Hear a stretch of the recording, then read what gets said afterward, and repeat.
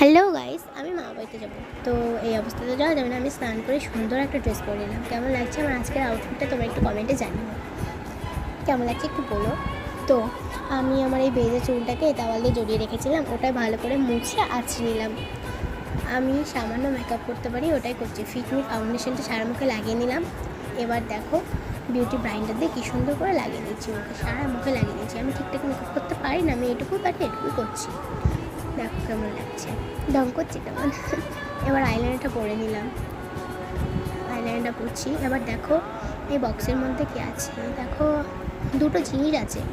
এই যে এটার মধ্যে আইলাইনার আছে, আইলাইনার পরেছি বলে আমি আর আইলাইনারটা পরলাম না। আর এটার মধ্যে মাস্কারা আছে, এটা পরে নিলাম। এই চারটে শেপের লিপস্টিক দেখো কী সুন্দর লাগছে। আমি রেডটা পরলাম, আমার ড্রেসের সাথে রেডটা বেশি সুন্দর লাগছে, তাই জন্য পরলাম। এর মধ্যে আমি কাজলটা পরে নিলাম, এই যে কাজল। আর দেখো চোখটা কেমন, তোমাদেরকে বলতেই ভুলে গেছি, এগুলো আমি সব মিশো থেকে অর্ডার করেছি। সুন্দর করে একটা টিপ করে নিলাম, এবার পারফিউমটা নিয়ে নিলাম। তো আজকের আমার আউটফিট এটাই। তোমরা একটু কমেন্টে বলো কেমন লাগছে। দেখো তোমাদের সামনে কি সুন্দর আমি ঢং করছি। তোমরা একটু বলো কমেন্টে কেমন লাগছে আমাকে। তো ওই থ্রি পিসটা না অন্য আছে, অন্যটা দেখো কেমন লাগছে, ভালো লাগছে না?